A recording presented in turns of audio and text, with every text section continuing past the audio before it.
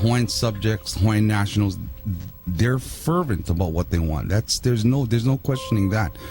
But on the flip side, there's also 100 years of training, And an old guy in Waimea told us, about the elephant, when the baby elephant is small, they chain him to the stick with a chain, a big, huge chain. And after years of trying to break that chain, he figures out that I can't do it. And when the elephant gets big, they just tie a little rope on his leg and tie it to the stick.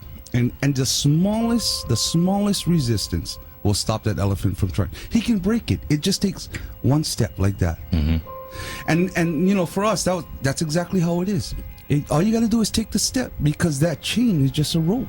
It's all in our minds, So I didn't hesitate. It was, for me, a no-brainer. I said, yes, I'll be there. And the first day of the proceedings, literally, as I'm an attorney, and for 6 years, early in my career, I was a district court judge. I have always been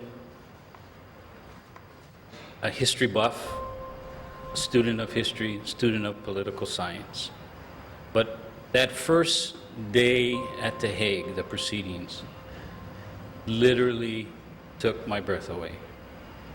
I recognize that in over a century, the question of the Kingdom of Hawaii as a nation state in the family of nations was not at issue. And I was kind of like, wow, where are we?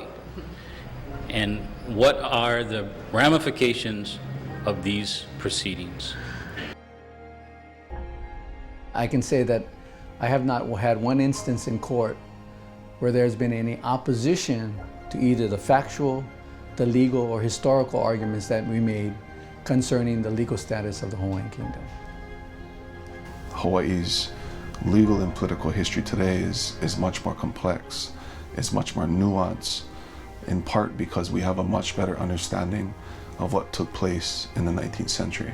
And so a lot of that, right, a lot of just the basic daily conversations that we have, whether it be on the streets or whether it be with family, the way that we talk about Hawaii has changed.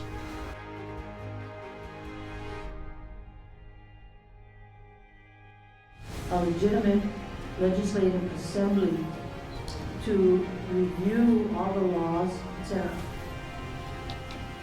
How do we operate in the meantime? Right. No, I got your point. My name is Dr. Keanu Sy. I have a PhD in political science. I am currently the Minister of the Interior in an acting capacity, as well as Chairman of the Hawaiian Council of Regency. Well, when I graduated from the Kamehameha schools in 1982, I went on to a military college, New Mexico Military Institute. I was there for 2 years. It's like a mini West Point, 24/7 military, junior college. I was able to get my commission as a second lieutenant in the Army Reserve, as well as an associate's degree in pre-business. I spent 10 years in the military, both active and reserve, out of the 1st of the 487th Field Artillery. And my last command, before I was honorably discharged in 1994, was Charlie Battery Commander. It was a great opportunity serving in the U.S. military. It came to a point, though, that I needed to move on. And I began to realize that Hawaii was occupied, and I needed to address that. I would have never thought that my military training would be so foundational for me to address that situation, but it has. After Keanu had gotten back from being in the military, he was going to school at UH. I was a new mom. My brother was working construction. And we would hang out and we'd talk about stories, we'd talk about history, we'd start reading things, we'd start digging. The guys started a kind of research group of digging through different things, and they were studying the history of Kauai. And I mean, it's just kind of one thing led to another. Mostly it was our curiosity about our history, about where we come from, who we are. And then finding the genealogy of our collective great-grandmother was kind of an important step for us, because we read about her. Our tutu was Alusi Kapohaialio Kamamalu. Her in 1896, the Mo'oku Auhau Ali'i were printed in the Hawaiian language newspapers by law. So I look at this genealogy, which was published in the Hawaiian newspaper in 1896. It starts in the 1400s under Liloa, King Liloa. And it goes all the way from Liloa to my tutu's father, my tutu's uncle, and my tutu's auntie. And then I found my dad's genealogy in the same newspaper. And I found that throughout the year of 1896, the Kamakainana newspaper was printing these articles on genealogy. And it was titled Mo'oku Auhauali'i, which is genealogy of nobility. And I was shocked. I was like, nobility? And I quickly began to remember my tutu's stories about Prince Kuhio, about how she was treated. She would have to eat first. I mean, all these stories started to come out. January 14th, when Lili'u went to prorogue the legislature, in Curtis Eokea's memoirs, he writes about our tutu Lucy going with her across to Oli'olani Hale and getting out of the carriage, and she went in front of Lili'u and was her chanter and chanted her up the steps of the Oli'olani Hale before she prorogued the legislature, before she prorogued them to introduce her new constitution. So, I mean, that it was hitting, you know, that touched us. And then we started to study the history of what that meant, what, you know, the whole event was about. And it just kind of, it just kept going. And we just kept reading and studying and searching. But when we began to realize just who our families were, we had to take steps to continue where they left off, and that was our kuleana. So we're not only cousins and family, but we knew that we're about to embark on something that's really big. And each of us, we needed to cover each other's back. And if there's anyone that I could trust, would be my two cousins. Council of Regency was started according to Article 33 of the Constitution of 1864, in similar fashion to the Belgian Council of Regency, which was established when Belgium was in exile. The Hawaiian Council of Regency was established the same way under our laws. The tricky thing here is, you can study our laws, you can study the legislative record, you can study the House of Noble reports, you can study a lot of things about our country. But nowhere did anyone ever come up with a plan for, if they steal our country, this is how you get it back. There is no master plan. So, driven by our determination and our dedication to right the wrong of our ancestors. I mean, really, basically, that's what it comes down to, you know. And for once and for all, to address the injustices against our country, our queen, and our kingdom. We had a strategic plan back then. Now, mind you, this was back in 1996. Basically 3 phases, and this is where my military comes out. You don't engage anything without a plan, right? So phase 1, verification of the Hawaiian Kingdom as an independent state. We needed an outside entity to verify Hawaii's existence, not we saying it exists. We needed verification from outside. Once we get verification, it moves to phase 2, exposure of Hawaiian statehood within the framework of international law and the law of occupation as it affects the realm of politics and economics at both the international and domestic level. And then it would naturally move to phase 3, restoration of the Hawaiian Kingdom, as an independent state and subject of international law, where the occupation will eventually come to an end. So when the Council of Regency comes to the forefront, they become targets. I've always been a target from day one. A lot of people thought it was just me, the army of one. There are many people behind me that I actually sought to protect. Right now, the Council of Regency is coming out front and center. It has to. It has a duty and obligation to address the violations. And that is where we are right now. So that's how I came to realizing Hawaii's occupied. I didn't learn it from a professor. I didn't learn it from taking a class. I learned it from my experience at Fort Sill, Oklahoma, going through Officers Advanced Course as a captain during the first Gulf War and receiving real-life intel coming in. It was only until 1992 when I started to look up my genealogy, because my tutu asked me, I need to know my genealogy, because then she said I would know who I am and what I need to do, is when I started to uncover these things. And that's when I started to realize, wow, the parallels from what happened with Iraq and Kuwait to Hawaii and the United States was undeniable. An independent state has what is called a government. Those two are not synonymous. A country is separate from its government, and a government is separate from its country. Because during international relations between countries, governments get overthrown when they're at war. International law regulates war. That's why it's regulated by the Hague and Geneva Conventions and what is called international humanitarian law. But the overthrow of the Kuwaiti government back in 1990 did not mean the Kuwait country ceased to exist. It still existed, and we knew that. We called that occupation, and that Iraq was supposed to have been administering Kuwaiti law until they get a treaty of peace. Annexation of Kuwait did not terminate Iraq's liability or responsibility. Well, that same situation happened to Hawaii. So Hawaii's sovereignty was recognized in 1843, November 28. International law discerns between a country and a government because within international law, they have wars. And the objective of a war is to overthrow the government and enter into a treaty of surrender, ultimately entering into a treaty of peace.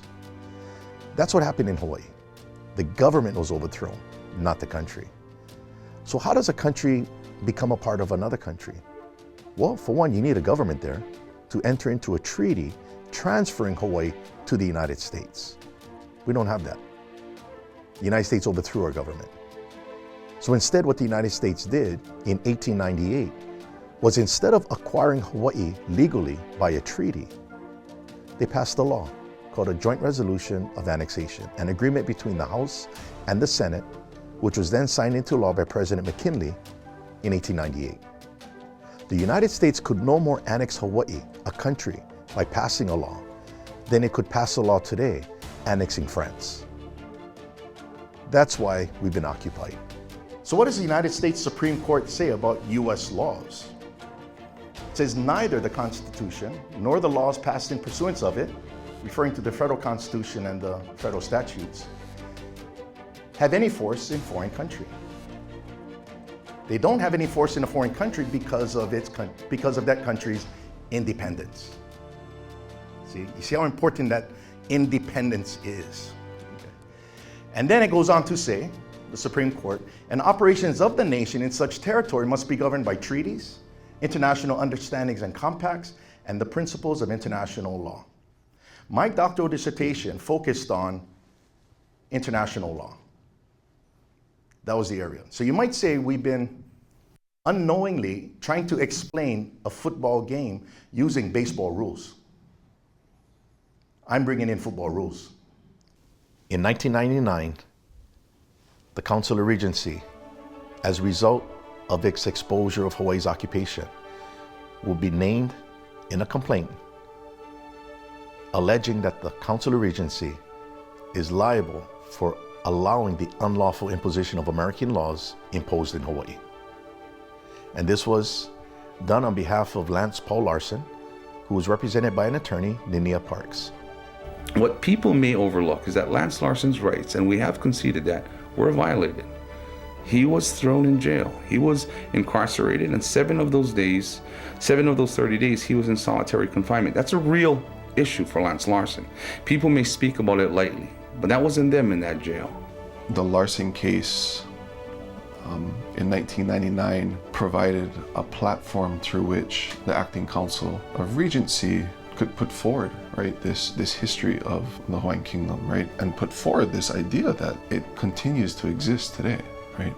That's a moment within the Larson case that the arbitrators have to come to this idea that, well, if it existed as an independent state in the 19th century, right, and if we're missing the mechanism that eliminated or abolished that international character, then what is the status of Hawaii today?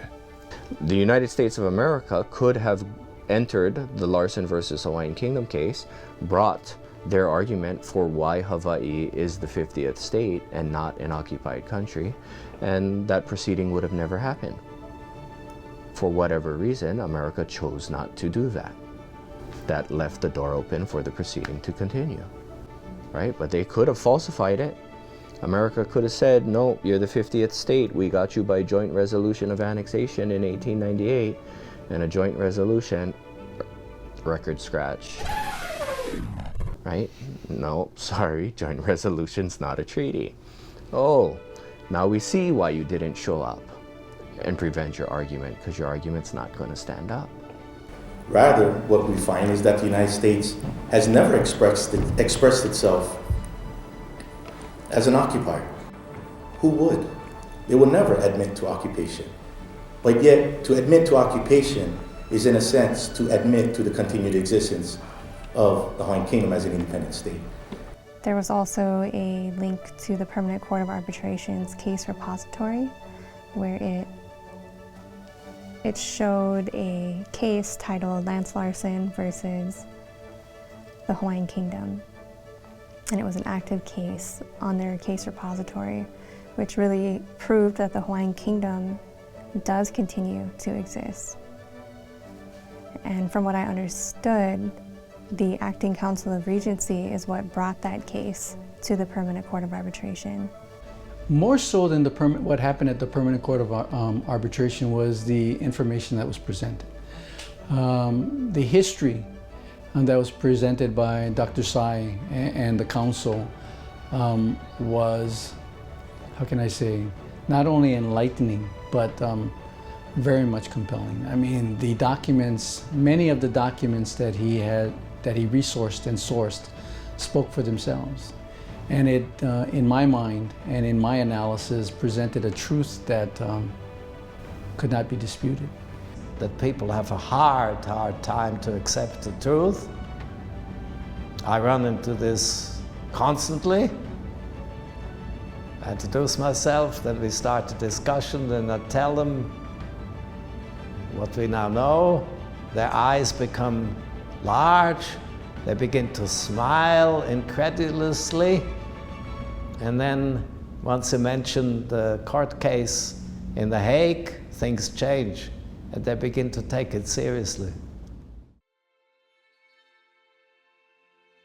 Just the fact that we are in the Permanent Court of Arbitration, in the Peace Palace, in The Hague, and our country's history is on record now, forever, in perpetuity.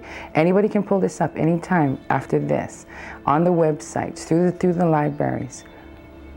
We have realized our goal. So in return from The Hague, we knew that we had to address denationalization.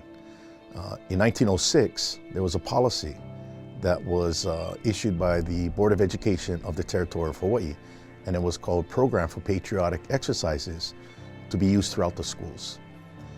This policy basically embarked on denationalizing Hawaii's people through Americanization. In 1907, Harper's Weekly magazine published an article on this brainwashing. And they visited 3 schools, Ka'iolani Public School, grades 1 through 8, Ka'ahumanu Public School, and Honolulu High School, before the name was changed to President William McKinley High School in 1911. And here at the command of the principal, this picture shows the 714 school children saluting. And the caption says what they say at the command of the principal: "We give our heads and our hearts to God and our country, one language, one flag." This scene shows a salute to the American flag, which flies in the grounds of the Kaiulani Public School, which has many Japanese pupils. The drill is constantly held as a means of inculcating patriotism in the hearts of the children. That term, inculcate, is brainwashing through repetition. That's the definition of inculcate. Now, when I first saw this, with my experience in the military, I'm saying we go to war against these kind of guys. I could not believe that was in Hawaii. It was so deeply seated in our society and the world that we had to address it head on. And we felt that the way we could address it head on was at the university, was through academic research to falsify this narrative. And that's what we embarked on. When Keanu had returned back from the Hague, from the Netherlands, one of his motivations after that particular experience was to come back and engage in scholarship and rigorous research that furthered, right, this history of the Hawaiian Kingdom in the 19th century, and then which furthered an investigation of some of those implications today, right? Yeah, so I think Keanu's scrappy background, and if you know him personally, I think he would also classify himself as a Karl Popper guy. Karl Popper's falsification, right? In science, the whole point of science is to falsify. And that background of, hey, let's bring this to the table, and can you falsify it, right? So here he was, let's bring this information to the university, and let's see who can poke holes in it, right? And that scrappy background gave him the confidence to not be afraid to engage in a fight. And that notion of falsification, hey, can you prove it wrong? If you can't, step 2. Can you prove that wrong? Nope, step 3. Dr. Keanu Sy's scholarship is sterling. He is really the expert here on international law. He dots all the I's. And I really admire him greatly. And we learned so much from him, and it's so crystal clear what the real situation is really like. Also, he has a statesman-like quality. I met him in many situations. For instance, in 2013, we had a panel discussion at the University of Zurich. There were 7 Swiss ambassadors in the room. The question was, is Hawaii the 50th state or a Polynesian kingdom? And all 7 ambassadors reached the conclusion it is indeed still an independent country. And everybody was impressed by Keanu's statesman-like presentation.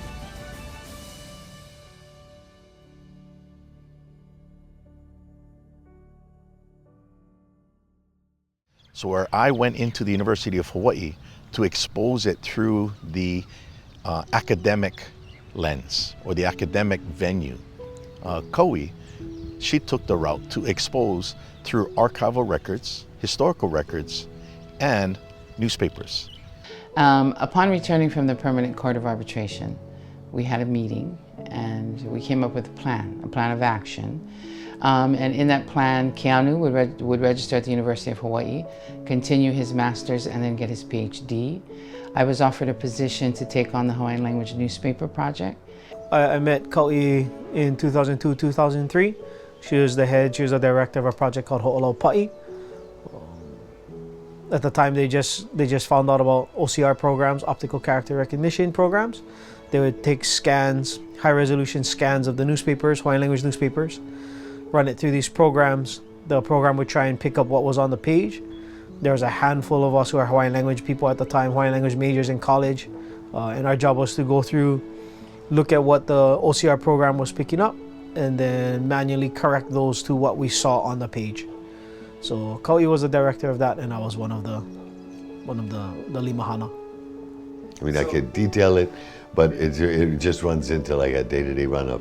Then there's books, and then there's the newspaper, and then there's the newspaper project, and then it's searchable newspapers, and then it moves into, now we're starting to get translations that are up, and realizing that it won't matter how much we know if it's just within the language community. How do you get that out? Coming back from the Permanent Court of Arbitration, one of the main topics was how do you educate people to even know that all of this history exists? So that drive links right into this move of new resources being available. We make a huge paradigm shift in the language work that I was doing, is the whole thing about, it's not about language, it's about knowledge. And that was a piece of what was happening at the time. It shifted all of our boats to a sort of a new course. Language is still really, really critical, but it's the knowledge that's contained there that becomes the valuable tool. Hawaii has, if I'm not mistaken, Hawaii has the biggest, the largest repository of indigenous language, written resource, and that's in the form of all of these newspapers. It was a national thing at the time. People from all over the nation would contribute to it, and it was a running thing. People would, there would be back and forths in the newspaper. There would be news of the day, news of away, news from afar, from other continents, news of wars. There were stories, epics, Hawaiian epics. There were translated epics from away, Ivanhoe, stories like that, all translated into Hawaiian. Everything was in Hawaiian in the newspapers. But that repository is what, at the time, before 2002, 2003, people knew that there are Hawaiian language newspapers. We were looking at them off of microfilms, but it was so slow because that was the access that we had, was through microfilms and microfilm readers. And then once the digitization started to happen, then everything ramped up. Between 2002, 2003 till now, the access to it has blown up. I knew really well black and white of our history. I knew that, especially the legal and political history. I knew that really well, right? And so I take this job, and now in my hands are 114 years of our people's story, written predominantly by our own people, as they were happening, as it unfolded, cause and effect of it, how this one reacted to that, how, and so the black and white understanding of history that I had, it filled with a depth, a breadth, and a color that I just, it's still, today, it still unfolds in front of me every day, a new topic, a new time, a new period. It's informed, yeah. It doesn't change my understanding of the history that we knew, but it certainly informs it, fuller and deeper and with more color than we get to cover in the legal, running through of history. It's an amazing, it's an epic all on itself, just the history as it happened alone. Nobody has to, add or embellish it. It's an amazing history. We have a lot to be proud of. We have a lot, to learn from. But it's a big and good and fabulous history. And it makes me wonder every day, the more, why don't our people understand? Why is it that the majority of our people don't understand what happened? They don't connect, it's about identity also, yeah? If you don't understand where you came from, there's an olelo no iao. Okeawi hala kalamaku okeale ki kupu kupu. The past is the beacon that will guide us to the future. If you don't know the past, if you don't understand it, or if you're ashamed of it, or if it's been belittled so you don't want to claim it, then your future is unsure and you're always, the papers help bring that to light. The papers help us know in a very real and human way how our people dealt with what came, whether it was diseases, whether it was political infiltrations, and it really shows us a more human look to how everything happened, and it's empowering. So I've spent the last 17 years working in the newspapers, and have done amazing projects. Amazing things have come out of it. My children have grown up knowing the newspapers. It's second nature to my kids to dig into a paper. They think of something, they have a question, they go right in. You know, so it's an access point that is available to us today that was never there before, and it's good work. I like it. So the Council of Regency, in exposing Hawaii's occupation, was not just limiting itself to the academic world.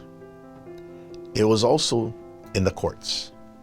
Appointed Attorney General for the Council of Regency in about 2013. So I had argued motions to dismiss for lack of subject matter jurisdiction in both criminal, civil, as well as administrative proceedings for about a year or 2 years before that time.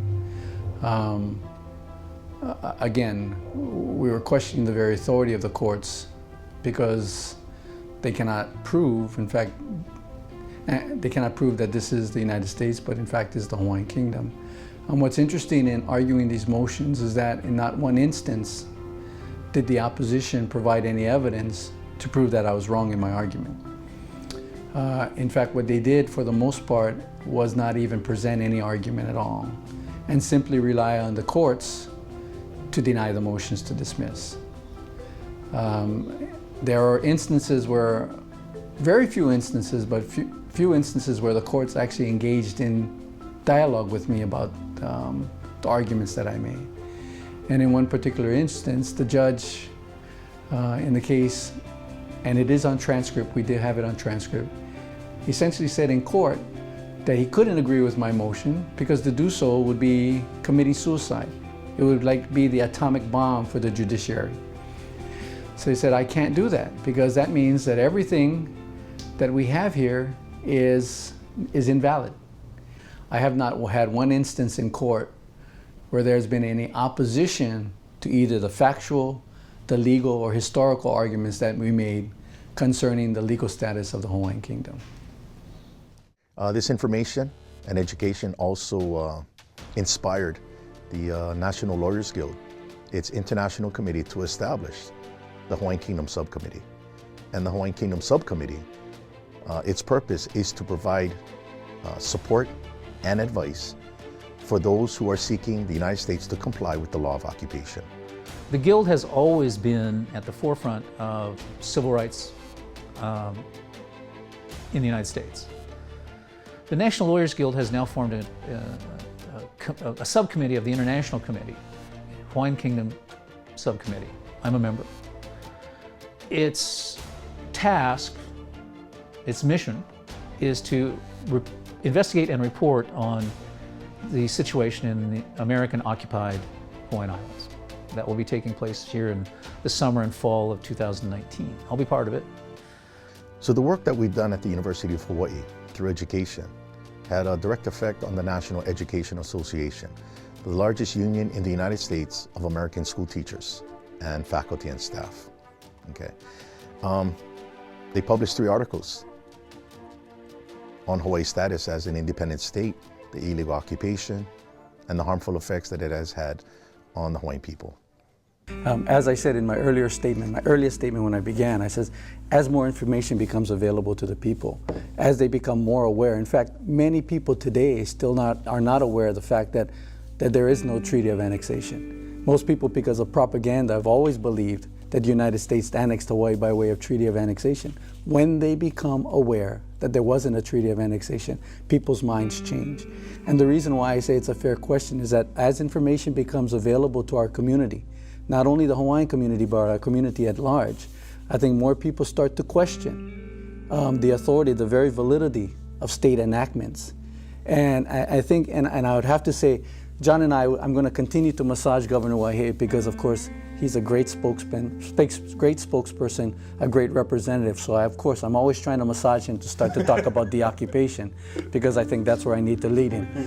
It's also starting to seep into local government, right, where local representatives, right, state officials are also starting to see the significance of this history and the profound implications that it has today, right? If public officials are starting to have this conversation, this language, again, right, another indicator of how important research and education has been in this process. You know, we talked about it being too close to the tree that you can't see the forest. We have 100 years of indoctrination here. You know, we've been pounded and programmed into believing certain things. These are our credos, it's our edicts, it's how we walk, it's how we breathe, it's how we think, yeah? When something comes along and really tries to crumble or destroy everything you've been taught from a child, you know, that's what makes it hard. And you're going to defend what you thought was once fact. You're going to defend it to the end, you know. And that's why the fight is so hard here. I'm pretty confident that what we've done to date, you know, lives up to the dignity of our ancestors, which is what's pushing us to do everything that we're doing right now. The second day we were here, we had a meeting with Phyllis. So Umi, myself, and Keanu, we went in to go meet Phyllis, and she comes to the door, and you know how imposing that place is. It's just, you know, you oh God, it's here, we're here, oh my goodness. But she comes up this step, and she had her assistant with us, and she turns to him and says, Dane, this is the Hawaiian Kingdom. Part of my job as the acting minister of finance has been to handle the finances of the country. Well, from the time we started, there'd been no finances of this country because we didn't have anything to start with, you know. We were, it's really a name only. We were, you know, so we'd do side jobs, we'd get little contracts, we'd do little things to make money, to file this, to do this, to get this, or we'd, you know, be working, get some money, okay, let's go file this, oh, let's go buy these books, or, you know, it's just the way it's been all these years. Until 2014, through the years, there have been many people, organizations, individuals who have approached us and wanted to give us money, wanted to make a donation. But we're not an American 501c3. We can't take donations. You certainly can't get a write-off for giving us money. So we couldn't figure out a way to take the money in. We couldn't, and we needed the help. To have all these cases in the World Court, you know, all the travel that it takes, Keanu traveling internationally to meet with experts, to get their help, to get justice for our country, it's expensive, you know? And we finagle and we figure it out. But in 2014, we did some research and discovered that bonds, as the acting government, we could issue bonds with repayment at a certain, you know, it all has conditions, and that you can buy bonds if justice for your country is important, if it's more than just a passing fancy. So we found the example of Ireland, the Irish Republic, in their fight for their independence from Great Britain. In the early 1900s, they traveled to America, and they were selling Irish bonds to Irish Americans to support the revolution back home. And on these bonds that were issued by the Irish Republic was a conditional redemption. It said that the bond can be redeemed at face value and interest accrued 1 year after Ireland is recognized as an independent state. And that gave us an idea. Not that we are in the same position of becoming an independent state, we are an independent state, but it did show us there's a condition that was used in a bond for the redemption. So what we came up with, logic dictated, that Hawaiian Kingdom bonds can be redeemed 5 years after the occupation has come to an end and where the Hawaiian government is in complete control of its territory. So by that time, the Hawaiian government would have reparations for over 100 years of violations of international law. It would be able to collect revenues through taxation, just as a normal government would. We would have more than enough money to pay back the loans. This concept of the people helping their country to seek justice is not a new concept. Everybody is very familiar with the Hui Aloha Aina and the Kauai petitions that actually was successful in stopping the annexation of Hawaii. On September 6, 1897, James Kauai, president of the Hui Aloha Aina, the Hawaiian Patriotic League, gave a stirring speech before thousands at Palace Square in Honolulu. He said agreeing to annexation was like agreeing to being buried alive. He asserted that a mass refusal by the people could prevent annexation. Let us take up the honorable struggle. Do not be afraid. Be steadfast in aloha for your land and be united in thought. Protest forever the annexation of Hawaii until the very last patriot lives. A petition to the President, Congress, and people of the United States, otherwise known as the Monster Petition, was read and approved at this rally, asking that no further steps be taken toward the ratification of the treaty. There is no annexation, right? There's a joint resolution in 1898, and that's all that happened. Because of our people, because the Queen and her people stopped it through the signature petition, through the efforts of many Hawaiian patriots. But partly from doing the newspapers, right? I have at my fingertips, as is now available to everybody, access to the 114 years of Hawaiian language newspapers. So if you look through the articles in Hui Aloha Aina newspaper of the signature petitions as they went out and they reported in the paper, every time they met, in every community there was a Hui Aloha Aina branch. And they'd have monthly meetings and then they'd put it in the paper and talk about it. They didn't just go out and collect signatures. That wasn't the only thing they were collecting. They were collecting lulu kala. They were collecting the pennies of their people to help their queen and their country. And they won, and they were successful from the pennies of their people. There'd be stories of Mrs. Kauhi and Hana giving, 10 cents is what she could give. And somebody else gave $1, and somebody else gave 50 cents. And all of that collectively over the months that they were collecting it was put together and sent the commission out to Washington, D.C. to present this on the floor of the U.S. Congress, So it's not a new concept. As our people, we've always helped for our country. And that's all this is. It's just another means of helping our country. It had to take certain steps to be made to get the council to a point where we now are comfortable and capable of now engaging that specific issue. How do we address the unlawful imposition of American law with the limited resources and the manpower that we have? And that is when we had to become experts in international law and international relations. And that eventually is what formed the Royal Commission of Inquiry. But accountability also is still coming as well. The Royal Commission of Inquiry was established. This is part of the recap of what we covered on May 15th.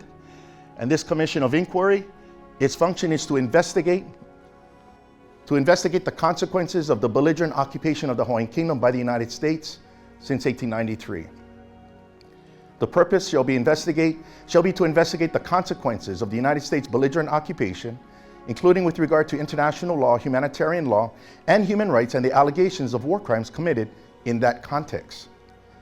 Under Article 3, the composition of the Royal Commission shall be decided by the head, which is myself, and shall be comprised of recognized experts in various fields: international law, humanitarian law, human rights law, self-determination, legal and political history. I can assure you that this commission is all European, and they are all renowned experts in their areas who have all committed to being a part of this Commission of Inquiry. And the chair can confirm that they have been convened.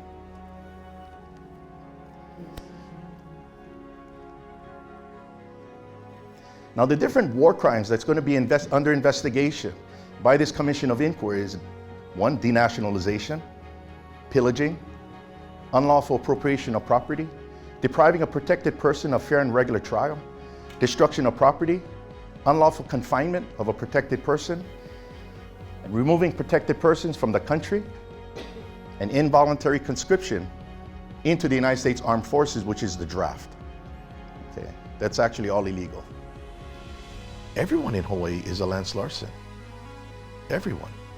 Everyone has been subjected to unlawful imposition of American laws.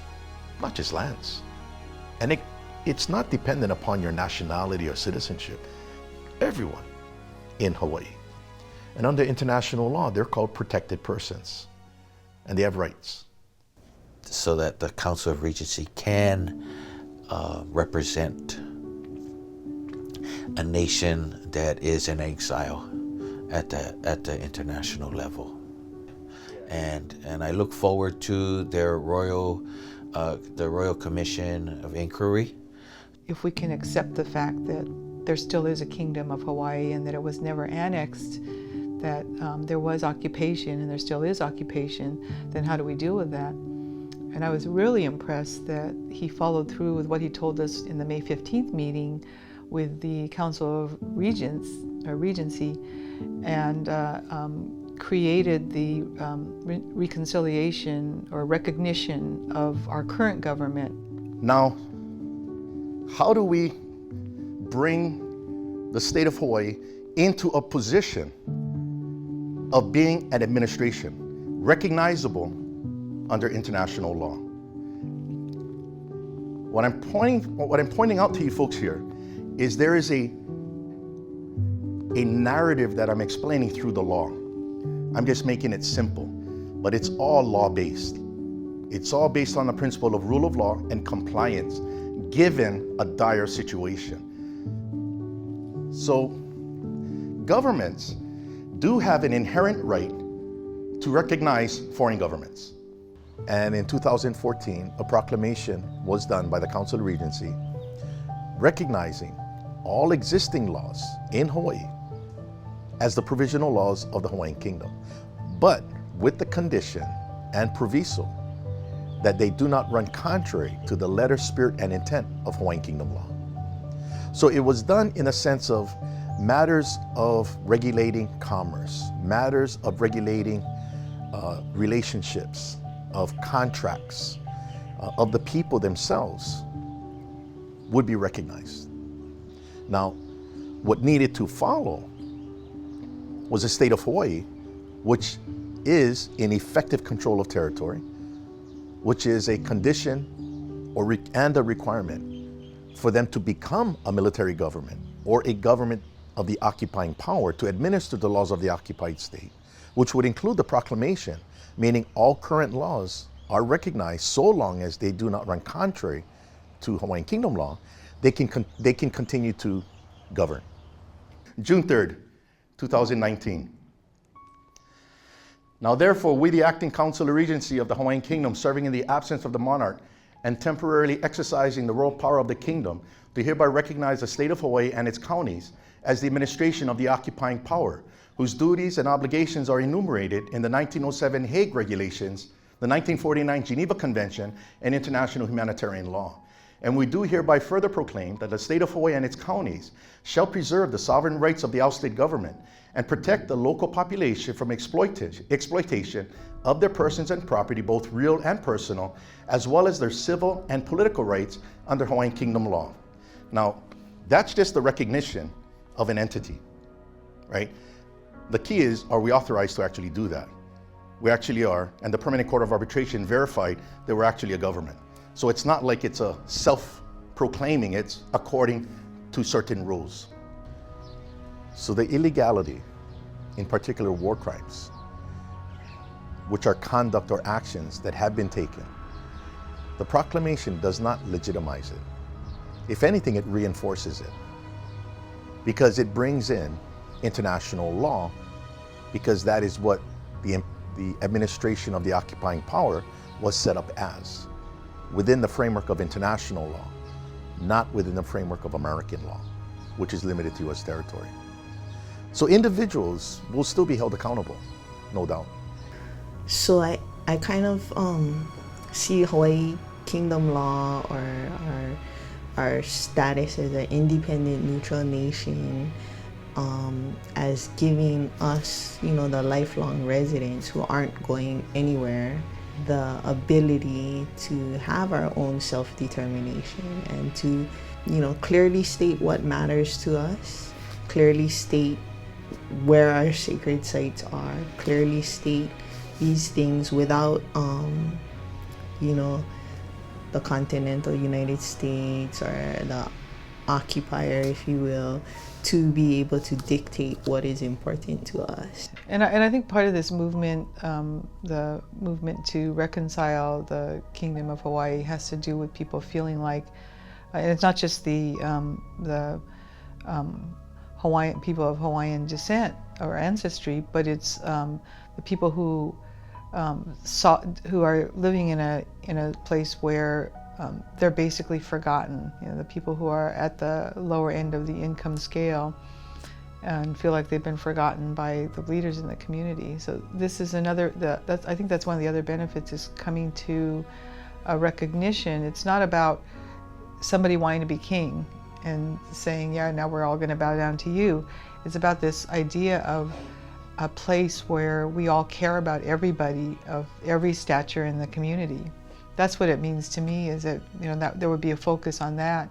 Because like you said, that is what the rule of law is supposed to affect. It's supposed to bring equity among us. Well, we don't have that right now. Well, I think when you look at it, I don't only look at it for Hawaiians, I think it's huge for Hawaiians. I'm a Hawaiian, I can speak from that seat, and that I would love to have agency, my own agency, and the agency of my people. I'd love to have that agency over the things that I love. I don't want to take over the world. I just want to protect what's here. And to sit here and be at the whim of outside powers, for the place that I love, for the place that my bones will go and the place that my bones came from, that's what I want to fight for. I'd like to have agency in saying how that can continue. Not just for me, but for more generations of my kids. Some people are afraid. If the military were to leave, what would happen to Hawaii? They talk about China and all kinds of other countries. But of course, you know, as confused the world is at the moment, nonetheless, you cannot just take over other countries anymore. So we have come, not far enough, but we have come along a certain way. After all, we have the United Nations, we have the 3 courts, international courts in The Hague, so you cannot just march in and take over. At every step, this information was given every opportunity for people to falsify. They couldn't.